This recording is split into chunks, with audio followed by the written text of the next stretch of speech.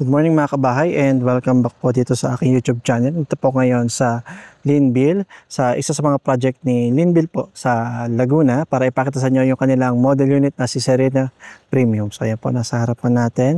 By the way, ako nga pala si Chadrick Ford, isa po real estate broker at nanonood po kayo ngayon ng aking house tour for Serena Premium Single Attached. Okay, so si Serena Premium Single Attached po ay merong minimum lot area na 80 square meter and a floor area of 50.8 square meter.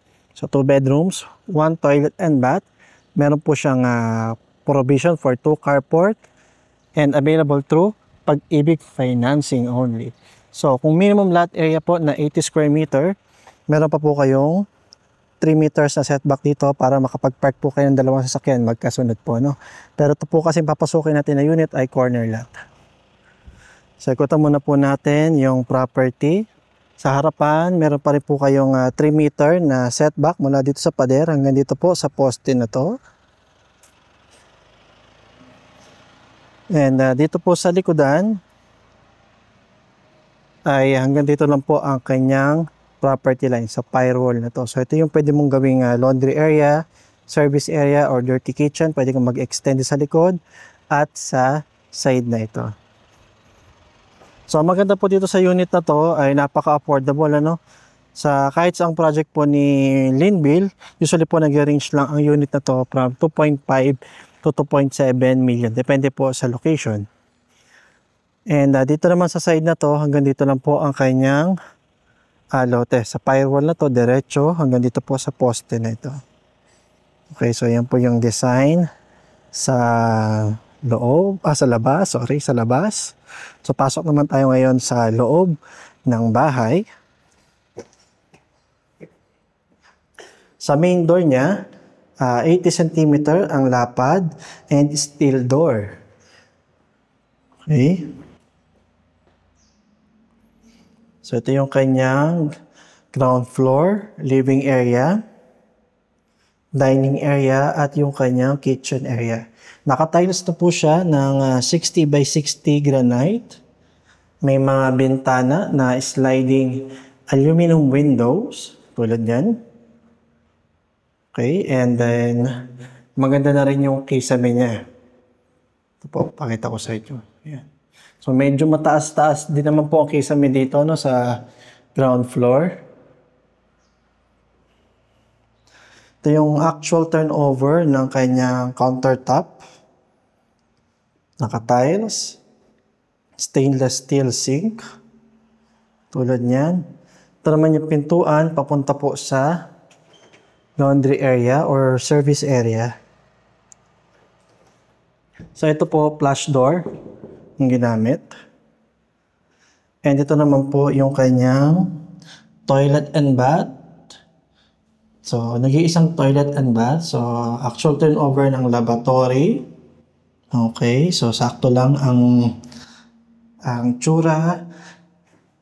So dito tayo sa shower area. So yung shower area niya, kung papansin po ninyo, dalawang tiles lang, ano.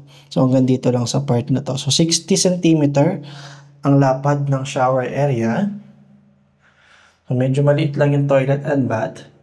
And yung kanyang tiles po ay half lang. Hanggang dito lang po siya. Okay. And PVC type yung kanyang pintuan. So, pakita ko lang sa inyo yung hagdan niya. Yung hagdan po niya ay bato, solid, no? Buhos po ito. Pero yung railings niya, medyo maninipis lang yung kanyang railings. Medyo gumagalaw po, no? Pagka nakakalog. So, akit tayo ngayon sa second floor. So, yung step niya, plain cement lang. Yung hagdan.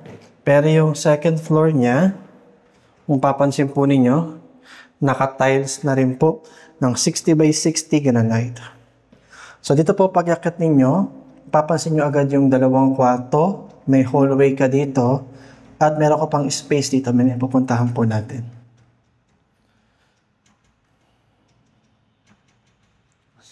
So unahin muna po natin itong first bedroom.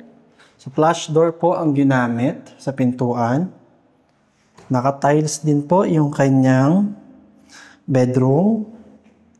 May mga bintana din po na malalaki. Pero medyo mababa lang po yung kisame niya. Kung papapansin po ninyo, 5'8 po ang height ko, pero abot na abot ko po yung lagay ng bombilya. Hindi pa po ako nakatingkayad niyan. So itong kanyang kwarto, maglalagay ka ng double size bed, saktong-sakto lang. Dito, ilalagay mo yung headboard mo. And dito yung cabinet mo. So, saktong-sakto lang yung space. Kung single size bed naman, medyo maluwag ng konti.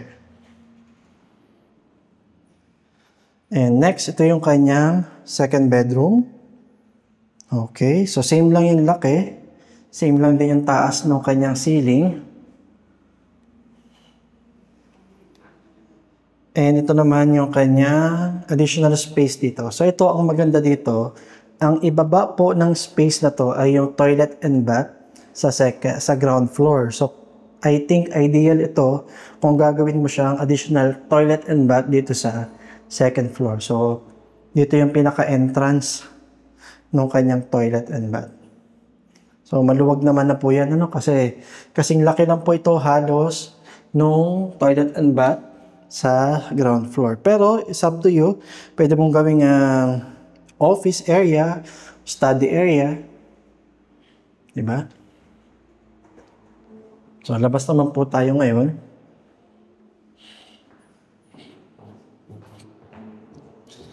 So ayan. Sulyapan po ulit natin yung kanyang model unit.